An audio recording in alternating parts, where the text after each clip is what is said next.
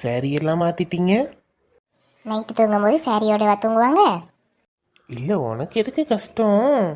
என்கிட்ட சொல்லியிருந்தா நானே ஹெல்ப் பண்ணியிருப்பேன்ல. ஏய், நீ நீ நீ நீ நீ நான். சரி சொல்லு, இப்போ வாமிட் வருதா? இப்போ பரவாயில்ல? ஆ, அத்தை கஷாயம் வச்சு கொடுத்தாங்க, அதனால வாமிட்டு கொஞ்சம் வரல. ரவி, நான் உங்ககிட்ட ஒன்று கேட்கவா? ம், கேளுமா.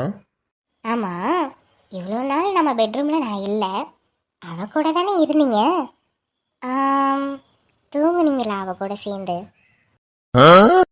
இல்லைம்மா, தூங்கலை. 2 பேரும் சேர்ந்து டூயட் டான்ஸ் ஆடிட்டு இருந்தோம். என்ன? ஆமாம், நைட்டு ஃபுல்லாக விடிய விடிய டான்ஸ் ஆடிக்கிட்டு பாட்டு பாடிக்கிட்டு என்ஜாய் பண்ணிட்டு இருந்தோம் தெரியுமா? ரவி, என்ன இப்படி சொல்கிறீங்க? அவ கூடலாம் போய் டான்ஸாக பண்ணீங்களா? நோ, அவன் எனக்கு தெரியாதுல்ல. நான் நீ நினச்சி தானே டான்ஸ் பண்ணிட்டு இருந்தேன். 2 நாளைக்கு முன்னாடி தான் எனக்கே தெரிஞ்சது அவ ராதா இல்லைன்னு. என்ன? அப்போ இவ்வளோ நாள் அவ கூட தான் தூங்குனீங்களா? ஆமாம், அவ கூட தான் தூங்கினேன். வேற எங்கே போய் தூங்குறது?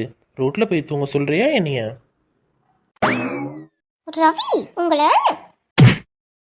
ஹே ராதா, வலிக்குதுடி, இப்படி குத்திக்கிட்டு இருக்க?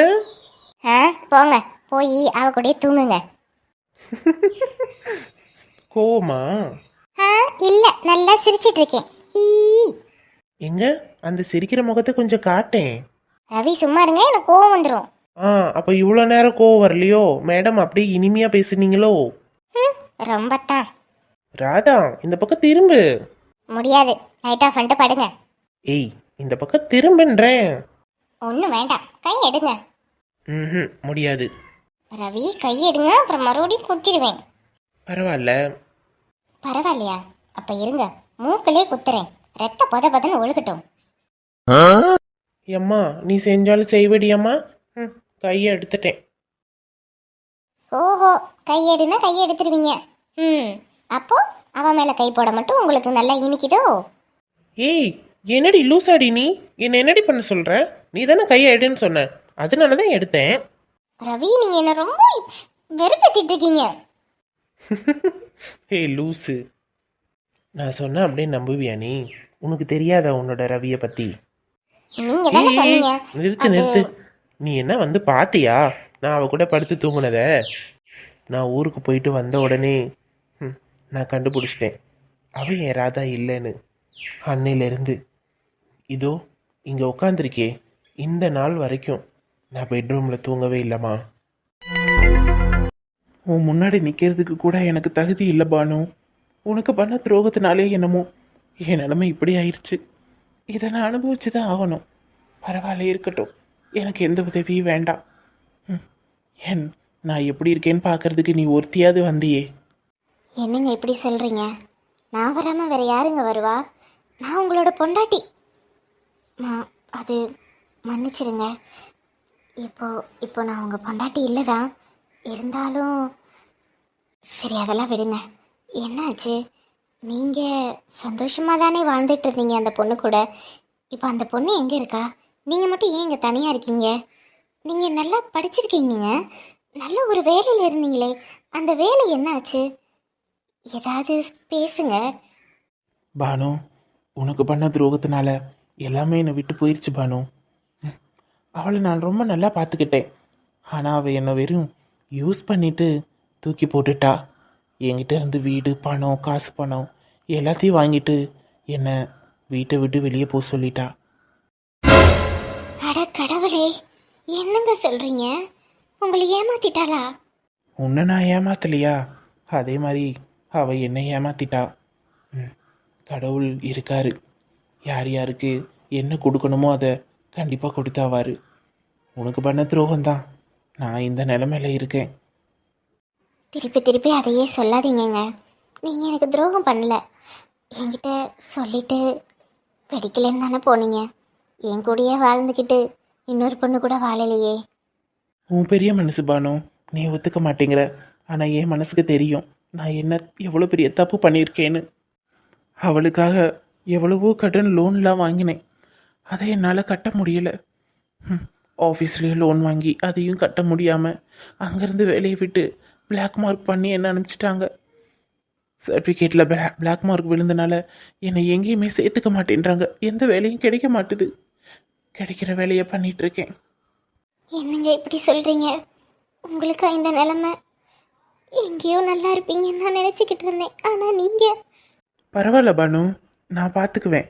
எப்படியாவது ஏதாவது ஒரு வேலை செஞ்சு கண்டிப்பாக முன்னேறுவேன். எனக்கு அந்த திறமை இருக்குது. இதை வாங்கிக்கோங்க. இதை வச்சு ஏதாவது ஒரு பிஸ்னஸ் பண்ணுங்க. பிடிங்க. இல்லை இல்லை பானு, எனக்கு இந்த பணம் வேண்டாம். நான் பார்த்துக்கிறேன். நீ இங்கேருந்து கிளம்பு. என்னங்க, நான் கொடுத்தா வாங்கிக்க மாட்டீங்களா? இல்லை பானு, உங்ககிட்ட இருந்து வாங்கினா என் மனசு ஏதோ ஏதோ ஏதோ பண்ணுது. வேண்டாம், நீ இந்த பணத்தை எடுத்துகிட்டு போ. ஏங்க, ஏன் இப்படி பண்ணுறீங்க? இந்த பணத்தை வச்சு ஏதாவது பண்ணுங்க. நீங்கள் கஷ்டப்படுறதை என்னால் பார்க்க முடியாது, அவ்வளோதான். நான் இதை சும்மா வாங்கலைனாலும் பரவாயில்ல, கடனாக வாங்கிக்கோங்க. உங்களால் எப்போ திருப்பி கொடுக்க முடியுமோ அப்போ திருப்பி கொடுங்க, போதுமா? கடனாவா? ஆமாம், நான் கொடுத்தாதான் வாங்கிக்க மாட்டேன்றீங்க. அட்லீஸ்ட் கடனாவது வாங்கிக்கோங்க. உங்களால் எப்போ திருப்பி கொடுக்க முடியுமோ அப்போ திருப்பி கொடுங்க விக்னேஷ். பிடிங்க, எதுவும் பேசாதீங்க. இல்லை இல்லை பானு, அது வந்து இங்கே பாருங்க, இது வரைக்கும் நீங்கள் எனக்காக எதுவும் பண்ணதில்லை, நானும் கேட்டதில்லை. எனக்காக இந்த ஒன்றை மட்டும் பண்ணுங்க. இந்த பணத்தை வாங்கிக்கோங்க. இதை வச்சு ஏதாவது பண்ணுங்க.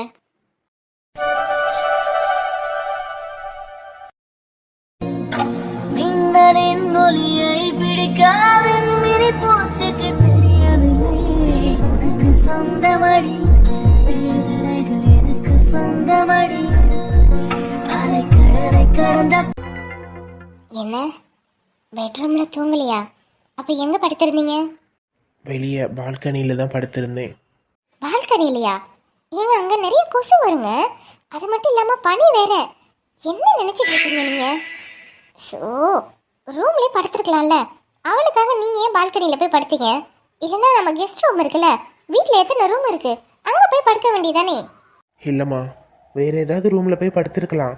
இருந்தாலும் அம்மா பாட்டி எல்லாரும் பார்த்தாங்கன்னா தப்பாயிடும். என்ன ஏதுன்னு கேள்வி கேட்பாங்க. அதனால் அவங்களுக்கும் எதுவும் தெரியக்கூடாதுல்ல. அதான் நான் பால்கனியில் படுத்திருப்பேன். இந்த ரூமில் என் ராதா கூட மட்டும்தான் நான் இருப்பேன். வேறு எந்த பொண்ணுக்கும் இடம் கிடையாது. அப்படியே இருந்தாலும் நான் தூங்க மாட்டேன். எனக்கு தூக்கமும் வராது. எனக்கே உன்னை தெரியாமல் இருந்திருந்தேன் எதற்காக? சிரிப்பாடலனை கொடுத்தாயே, இரண்டாம் தாய் போல் கிடைத்தாயே. நான் உனக்கென இருப்பது தெரியாதா? இதை நான் சொல்வேன் பதிலாக. இனிப்பாயினை நீ கவர். ராதா, என்னாச்சு?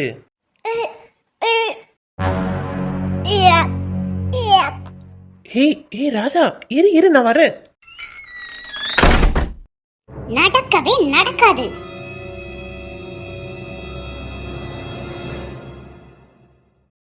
வாய மூடி நிலா. என்ன வேலை பார்த்துக்கிட்டு இருக்கன்னு தெரியுமா? எப்படி நீ இந்த மாதிரி எல்லாம் மாறின? நீ எனக்கு தானே மக. என் பிள்ளையா இருந்துகிட்டு இந்த மாதிரி வேலையெல்லாம் சே சே சே, வெளியே சொன்னா வெக்க கேடு. நீங்க என்ன சொன்னாலும் என்னால கேட்க முடியாதுப்பா. எனக்கு ரவி வேணும்னா வேணும். நான் ஒன்னு அடையணும்னு நினைச்சேனா அதை அடையாம விட மாட்டேன். இத்தனை நாள் ரவி கூட தானே இருந்த. அவன் கூட வாழ்ந்த வாழ்க்கை உனக்கு போதாதா? ரவி கூட தான் இருந்தேன், ஆனா வாழல. எப்போ நான் அங்க போனதுல இருந்து ரவி என்கிட்ட சிடு சிடுன்னு தான் விழுந்துட்டு இருந்தாரு. ஒரு வார்த்தை கூட என்கிட்ட பாசமா பேசவே இல்லை, தெரியுமா உங்களுக்கு? என் கூட என் ரவி இருந்தாலும் என்னை விட்டு ரொம்ப தூரமா தான் இருந்தான். அப்பா ப்ளீஸ், நீங்க இங்கிருந்து கிளம்புங்க. நான் என் ரவி கூட வாழணும். சொல்லிக்கிட்டே இருக்கேன், கேட்க மாட்டேல்ல நீ. இன்னைக்கு நைட் நம்ம 2 பேத்துக்கும் ஃபிளைட்டு. நம்ம உடனே நம்ம ஊருக்கு போறோம், புரியுதா? நீ என் கூட வந்துதான் ஆகணும். நீ வரலன்னு சொன்னாலும் உன்னை எப்படியாவது நான் என் கூட கூட்டிட்டு போயிடுவேன். அது உனக்கே நல்லா தெரியும். நிலா, அப்பா ப்ளீஸ் என்ன விட்டுடுங்க. என் ரவி கூட வாழ விடுங்க. என்ன ப்ளீஸ் பா, ப்ளீஸ் என்ன வாழ விடுங்க. என்னோட ஆசையே அதுதான். ஏன் உங்களுக்கு புரிய மாட்டுது? யாருமே புரிஞ்சுக்க மாட்டேன்றீங்க. ரவியை நான் ரொம்ப லவ் பண்றேன்ப்பா. என்னால அவனை மறக்க முடியாது. புரிஞ்சுக்கோங்கப்பா ப்ளீஸ். சரி எந்திரி. அப்பா ரவி எனக்கு வேணும்ப்பா. எந்திரி நிலா, எந்திரி. அப்பா புரிஞ்சுக்கோங்கப்பா. எனக்கு வேற வழி தெரியலப்பா. இந்த அளவுக்கு என்னோட முகத்தை நான் மாத்திக்கிட்டு என் ரவி தான் வேணும்னு இருக்கேனா? என்ன புரிஞ்சுக்கங்க. நான் என் ரவியை எவ்வளோ விரும்புறேனா என் முகத்தை கூட நான் மாத்திக்கிட்டு உங்களை விட்டு பிரிஞ்சு நான் இருந்திருப்பேன். ஓ, எனக்கு புரியுது நிலா. நான் யோசிக்கிறேன். எனக்கு கொஞ்சம் டைம் கொடு. அப்பா நல்லா யோசிங்கப்பா. நல்லா டைம் எடுத்துக்கங்க. நல்லா யோசிச்சு பாருங்கப்பா. உங்க பொண்ணு பக்கம் நியாயம் இருக்கும். நான் எதையும் தப்பா செய்ய மாட்டேன்ப்பா. நான் யோசிக்கிறேன் நிலா. இந்தா, இந்த தண்ணியை குடிச்சிட்டு போய் படு. டாடி. டாடி சொல்றேன்ல, போ. தண்ணியை குடிச்சிட்டு போய் படுத்து தூங்க. எல்லாம் சரியாகும். என்னோட முடிவை நான் நாளைக்கு சொல்றேன். கண்டிப்பாப்பா. நிஜமா தானே நீங்க சொல்றீங்க? நீ ஏன் பொண்ணுமா, உன் நல்லதை பத்தி மட்டும்தான் நான் யோசிப்பேன். நீ இவ்வளோ தூரம் சொல்லும் பொழுது நான் யோசிக்காம இருப்பேனா? நான் யோசிக்கிறேன், ஏதாவது பண்றேன். இந்தா, இந்த தண்ணியை மட்டும் குடிச்சிட்டு போய் படுத்து தூங்கு. சரிங்கப்பா.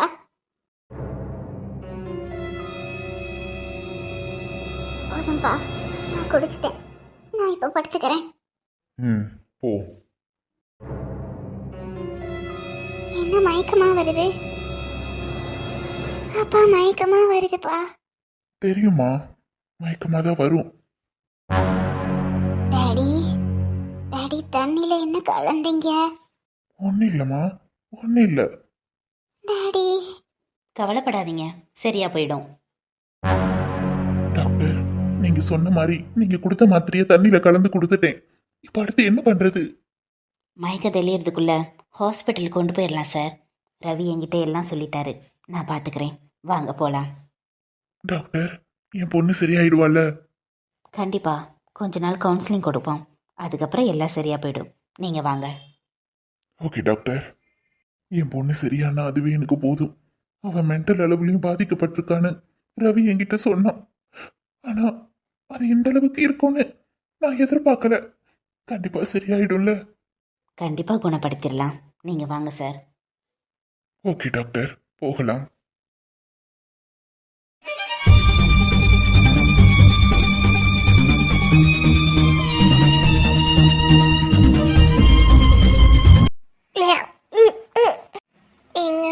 ரொம்ப முடியல. சரி சரி, வா வா, அப்படியே வந்து படுத்துக்கோ, வா. ம். என்னம்மா, ரொம்ப முடியலையா? ஹாஸ்பிட்டலுக்கு போமா? ம்ஹும். காலையிலேருந்து இதை தான் பண்ணிட்டு இருக்கிற, வேண்டாம் வேண்டான்னு. இவ்வளோ நேரம் வாமிட் பண்ணிகிட்டே இருக்கிற ராதா. எதனா ஃபுட் பாய்சன் ஆயிருக்க போகுது. இல்லைனா நிலா உன்னை எதுவும்... இல்லை இல்லை, நான் இந்த வாட்டி ரிஸ்க் எடுக்க விரும்பலை. உடனே என்ன ஏதுன்னு பார்த்துடணும். நீ வா. ரவி அதெல்லாம் ஒன்றும் வேண்டாம். சொன்னா கேளு. ஃபஸ்ட்டு நீ வந்து படு, நான் பார்த்துக்கிறேன் எல்லாத்தையும். நீ எதுவும் பேசக்கூடாது. ஷபா, இந்த வெயிலுக்கு வீட்டில் இருக்கவே முடியல, வெளியிலையும் இருக்க முடியல. அப்போ எங்கே தான் நாம் இருக்கிறது? இந்த ஃபேனு வேற 3 சுவிட்சு தான் இருக்குது. ஒரு 12 சுவிட்சு இருக்கக்கூடாது? முடியல வயசான காலத்தில். ஏ ராணி, ராணி! என்ன எதுக்கு இப்ப கத்திக்கிட்டு இருக்கீங்க? ஏண்டி கூப்பிட்ட குரலுக்கு வரமாட்ட? உன்னைய 2 வாட்டி கூப்பிடணுமா? ஆமா, இவர் ஒரு வாட்டி கூப்பிட்டாலே எனக்கு எரிச்சலா இருக்கும். இதுல 2 வாட்டி வேற கூப்பிடுறாராம். கூப்பிட்டுட்டாலும் என்ன இப்போ உங்களுக்கு?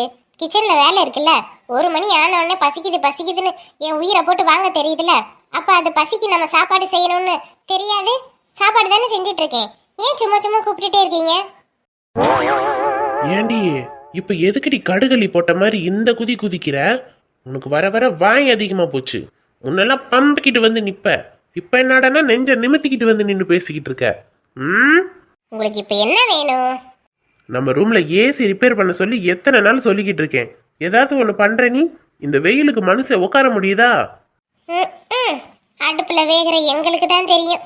வந்து கொஞ்ச நேரம் நின்னு பாருங்க எவ்வளவு வேக்காடா இருக்குன்னு. அதை விட்டுட்டு ஃபேன் காத்தாடியில உக்காந்துக்கிட்டு வேக்காடா இருக்காமல வேக்காடு. ஏய் ஏய், நான் இந்த வீட்டோட ஆம்பளை, நான் இப்படிதான் இருப்பேன். ஓ, அப்ப இந்த வீட்டோட ஆம்பளை இந்த வீட்ல ஏசி ரிப்பேர் போனாலும் சரி பண்ணலாம். நீங்களே ஃபோன் பண்ணி வர சொல்லுங்க. நான் கூப்பிட்டாதான் எவனும் வந்து தொலைய மாட்டேன்றாங்களே. எப்படி வருவானுங்க?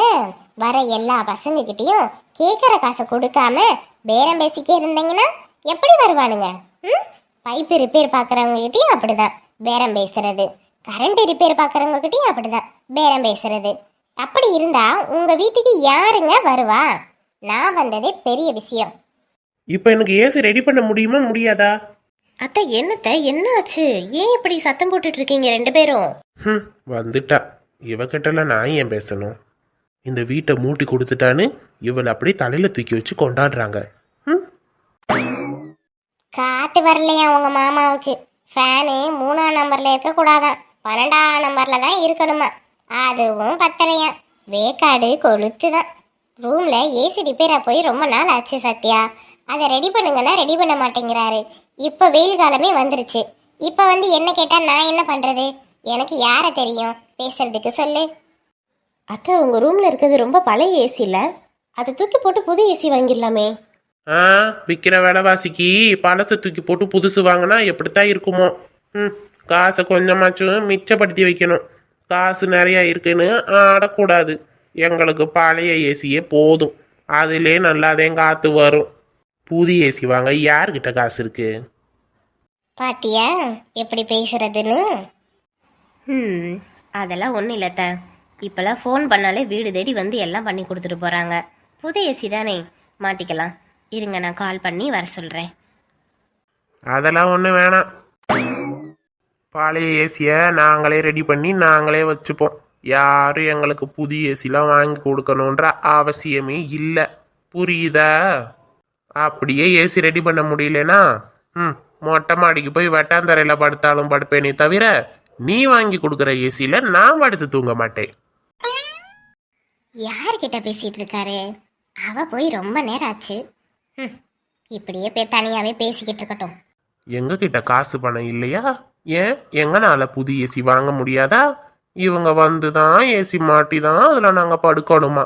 எங்களுக்கு வேற வேலை இல்லை. நான் என்ன அவ்வளோ பெரிய கௌரவ குறைச்சல் ஆயிட்டேனோ? நான் நினைச்சேன்னா ஒரு ஏசி இல்லை, இந்த வீட்டு முழுக்க ஏசியை வாங்கி போட்டுருவேன். என்ன புரியுதா இல்லையா? சத்தத்தையே காணா? என்ன யாரையுமே காணா? அப்ப இவ்வளவு நேரம் தனியா பேசிட்டு இருந்தேனா நானு? எவ்வளவு கொழுப்பு! ஒரு பெரிய மனுஷன் பேசிக்கிட்டு இருக்கேன், காதுல வாங்காம ரெண்டு பேரும் போயிட்டாங்க.